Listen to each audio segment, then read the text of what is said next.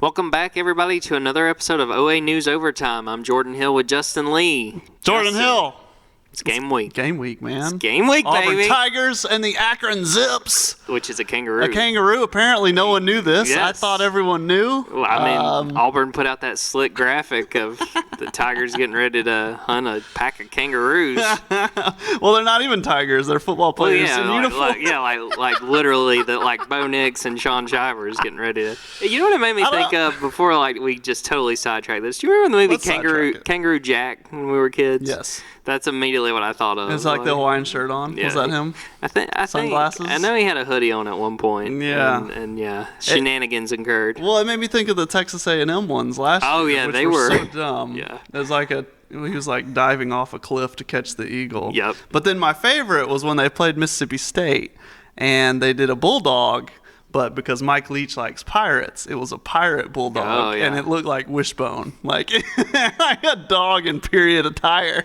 You know, you got to do it upright. But no, I'm shocked that there's a lot of Auburn people who are like, oh, the kangaroos. I'm like, have you seen their logo? Like, it's a zip. Nobody played NCAA. Yeah. Also, Tigers who say War Eagle. Yeah. Let's not cast stones. Yeah.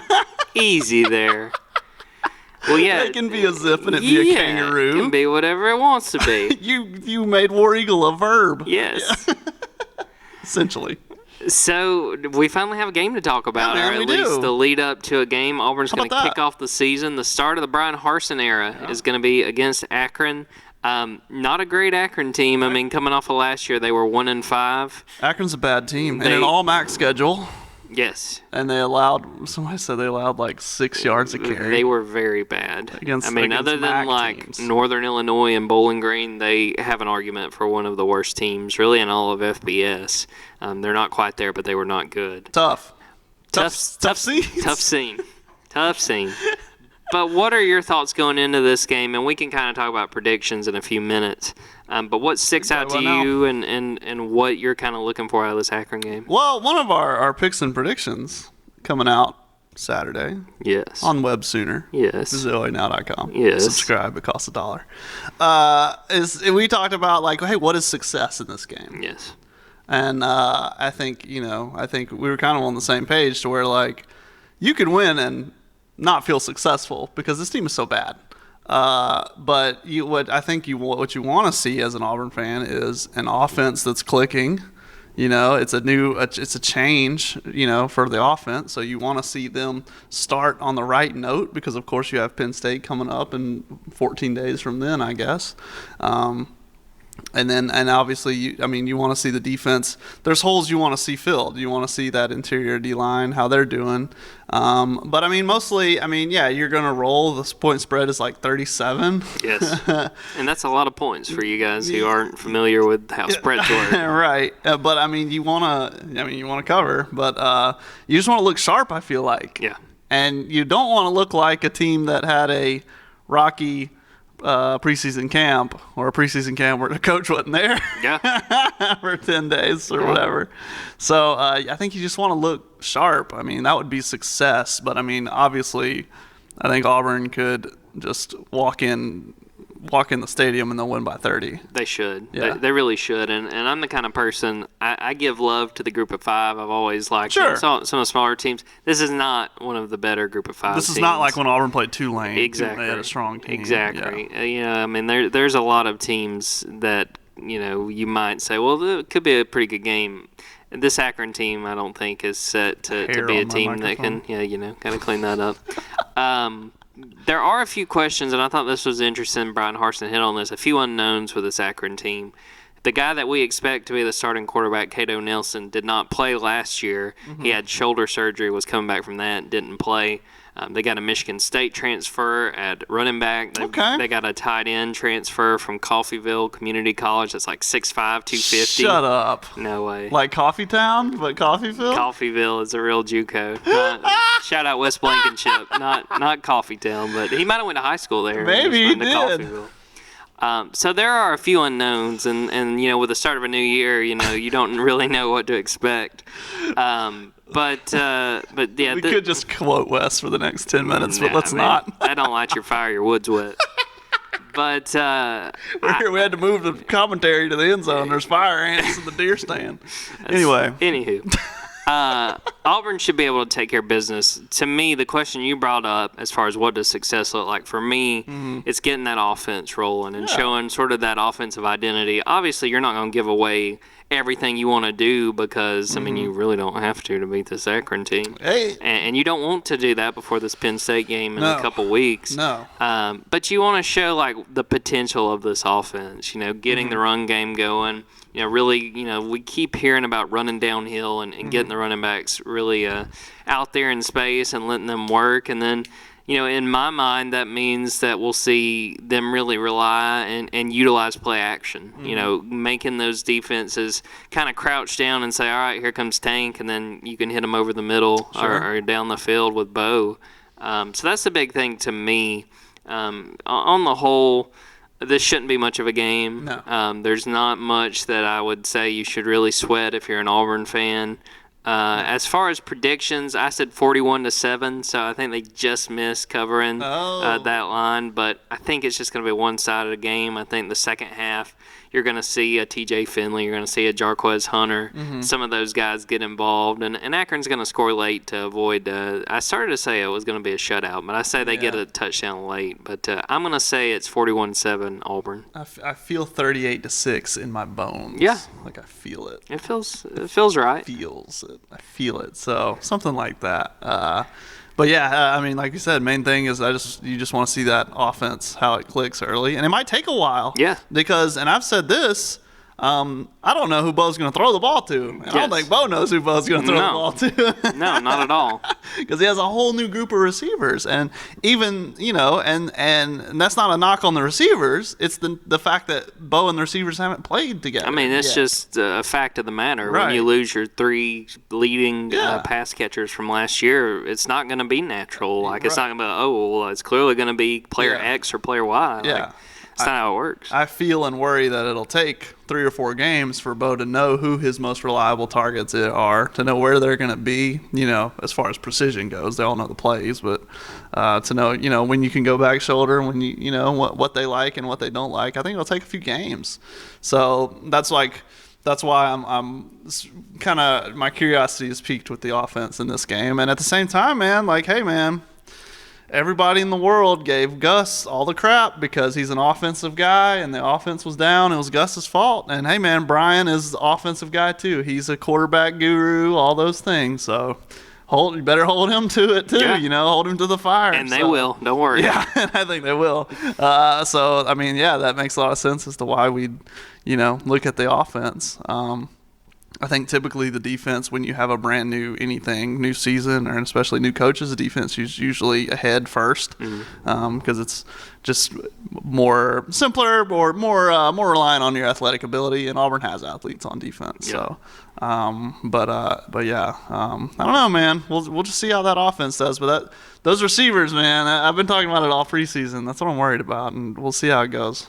I'm going to just kind of do this off the cuff and do a couple of bold predictions. Oh, my gosh. I'm going to give you 2. Okay. One, I think we're going to see a special teams touchdown. And I'm going to say Donovan Kaufman runs a punt back. That's going to be my bold exciting. take. When's the last punt return we've seen at Auburn? It seems like it's been a while. It has. And besides that, the other one that kind of comes to mind, I'm going to say Jacoby McLean's leading tackler. I'm going to say it's like at 9 because he's not going to play the whole game. Right. 8 or 9 tackles, Jacoby winds up being the leading tackler. Hey, let's see Chandler Wooten get some snaps. Yeah, I think we will. Let's see it. By gum. I think we're going to see it. So, sort of looking ahead and getting ready for this game, Auburn released a depth chart on Monday. Right. There were a few surprises. On the whole, nothing that was just totally shocking.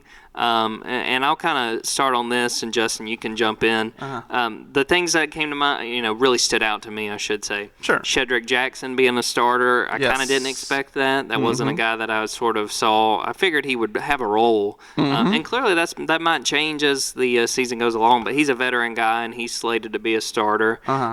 Elsewhere, I'm trying to think of what stood out. I'll several transfers. 4 transfers are going to be starters. By Darius Knighton, Tony Fair, Marcus Harris, and we also expect Donovan Kaufman to start at nickelback. So that was something that stood out to me. On the whole, I think Demetrius is the other. Yes, Demetrius Robertson. You are correct. Besides that, the only other things, I think they have a couple a couple guys that they think could play, or this guy could play. Right. I think that's at left guard and right guard. They got a couple guys that are in the mix there. Yeah.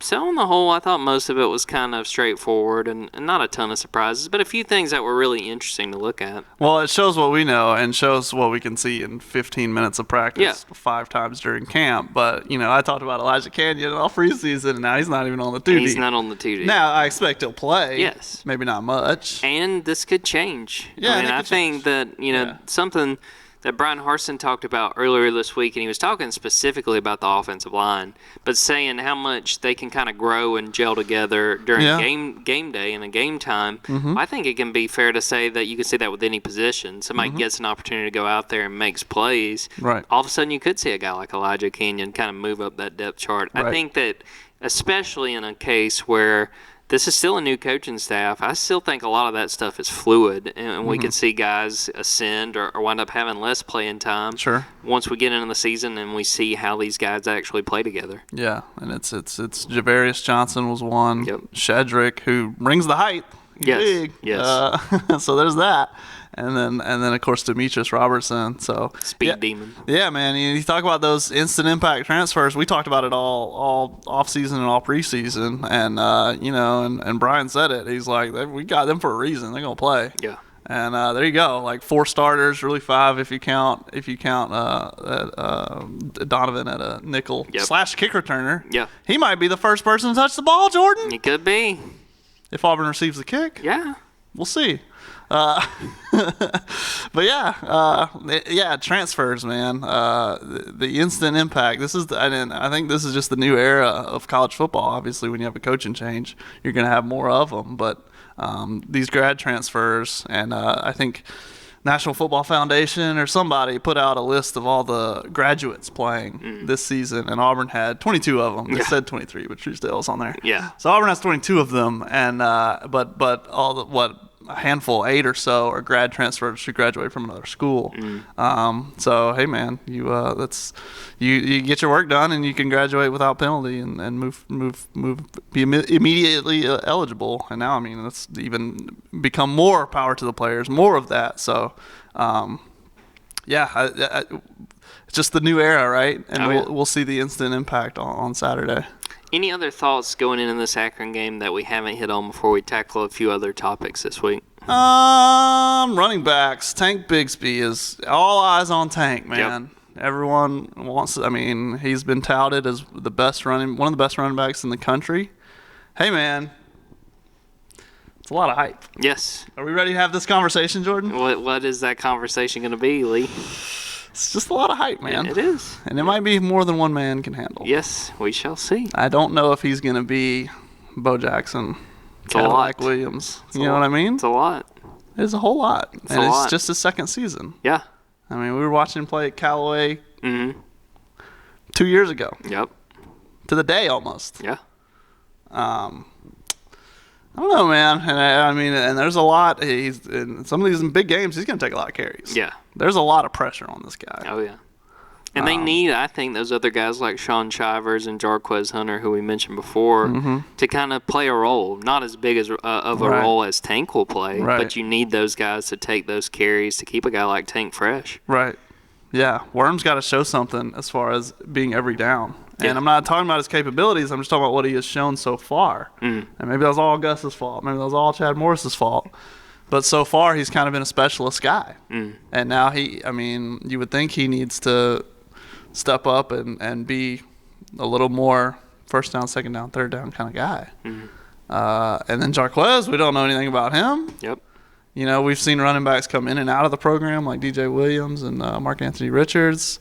I don't know, man. There's a lot of weight on number 4's shoulders. That's all I'm saying. Yeah, no, I think it's fair. And You can't just say it's a gimme and that everything's going to be smooth as far as well, we have Herschel Walker, so we're chilling. Yeah.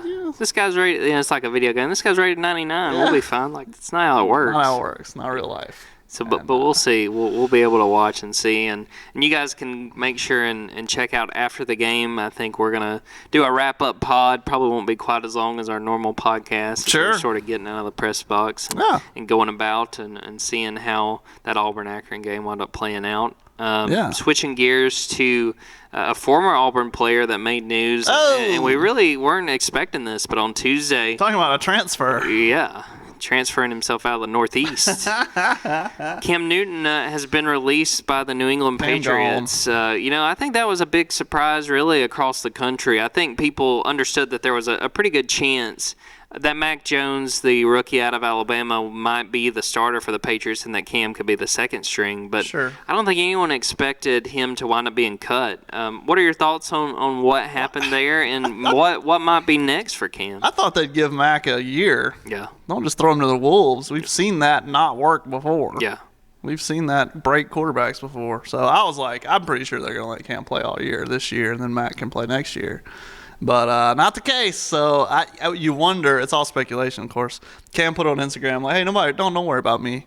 Makes you wonder if they told him, "Hey, Mac's going to start," and he said, "Hey, can I leave?" Yeah. And they gave him his release. Yeah, they really might have. And that saves them money, and you know what I mean. And he's cool to go play somewhere else. If he would have been a pretty well paid backup. Yeah, like $14 million, I think, something like that. But if it's the case that he wanted to leave and he wanted to go to try Houston or someplace like that, so we'll see. Hey, man, maybe the Houston Texans.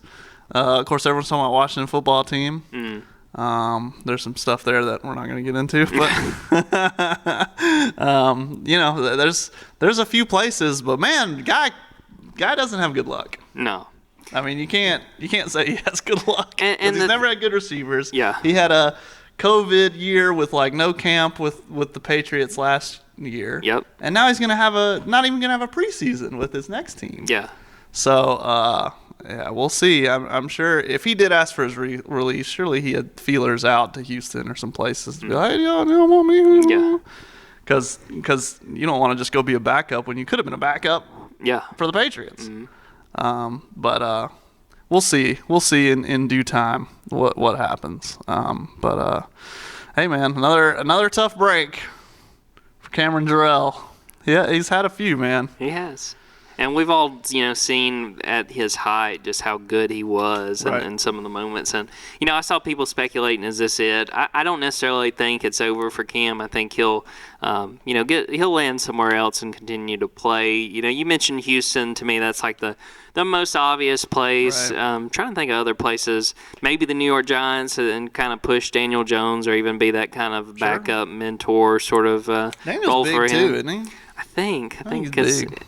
So he might be good there, and he might honestly be well suited to maybe wait a couple weeks, and if there's an injury somewhere, I mean, he could pop in, and I think he would feel pretty good. Right. You don't ever want to lose your starting quarterback. All of a sudden, you got Cam Newton coming in. I think you feel a little bit better. And you mentioned the disappointment and some of the things he dealt with, and I think people really should think back to last year.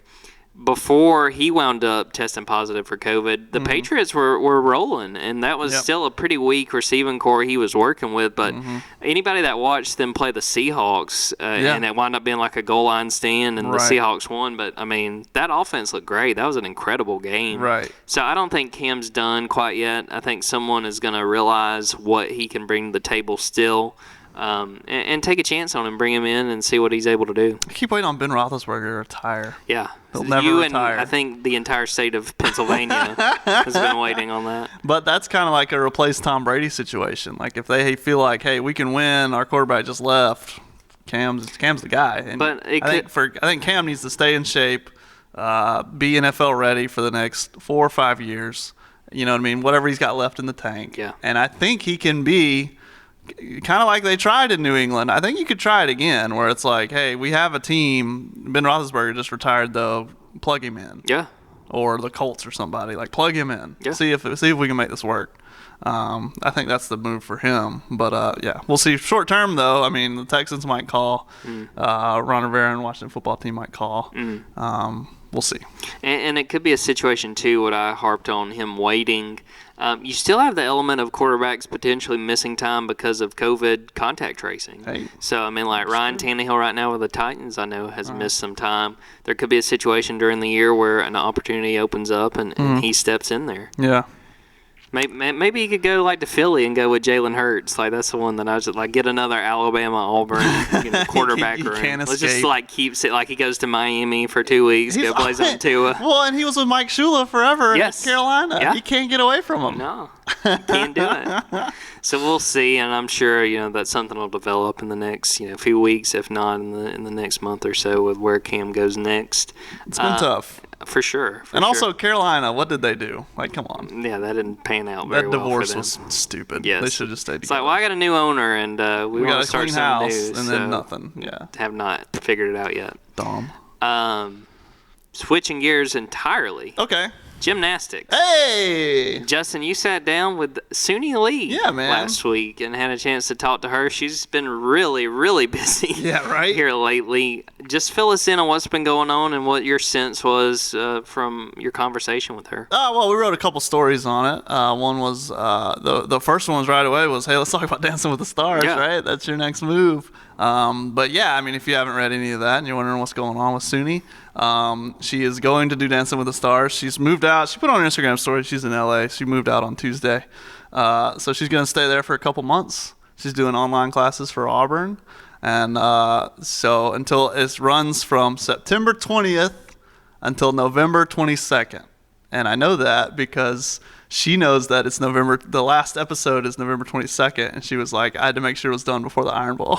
And she said that. Yeah, Auburn fans were like, if we didn't love you before, Suni, you have our hearts. Because she couldn't pass up Dancing with the Stars. She's disappointed she's going to miss like almost all football season. But she's like, at least I'll get to go to the Iron Bowl if I make it all the way. And then I was like, if you get cut sooner, you just get to go to more football. And she's like, what? I'm not getting cut. Dude, I don't think she will. No, she won't. And typically, like a gymnast or an athlete of that caliber, they usually last on that show for a while. I think America is gonna fall in love with her. Yeah. So we'll see, man. So that's happening late September. So, but she's here.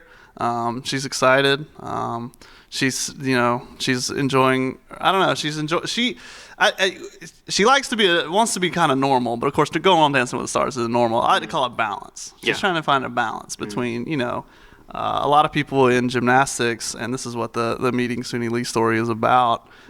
She's found that, especially at elite, the level that she's at, people obsess. They become maybe a little overly obsessed with gymnastics. They go, and we've talked about it before. There are girls who go up on the podium, they hear the national anthem play, and they're like, well, now what the heck do I do? Yeah. This is what I spent my entire life dedicated to. My body's growing, and I can't do it anymore. What's next, right? And Suni was like, no, that's not how it should be. She said it's toxic, and she doesn't like that. And so now what's next for her is football. Or not football, Auburn. Yeah. What's next for her is Auburn. Yes. And that includes out there, who knows? That includes going to football games. That includes going to Toomer's Corner, is what I was getting at. The Auburn experience. And one of the takeaways that I think a lot of people don't realize is that she was coming to camp at Auburn since 7th grade. So she knows Auburn a little bit better than I think people realize. Yeah. I think people don't realize that she knows about the Eagle and the tailgating and football and all that, and she likes it. She likes Auburn. It was cool. Pretty enlightening, kind of in some of those ways. And stories are up on OANow.com. But what's next for her is Dancing with the Stars, and then she'll be back. And then in January she'll be in Auburn Arena, and she's kind of she's still getting used to like the celebrity stuff, and like walking around campus, people noticing her. And she says that everyone she tells, she's like, you better be in Auburn Arena. Like, I'm going to be there. You better be there. So that's her thing. So she's excited for the season.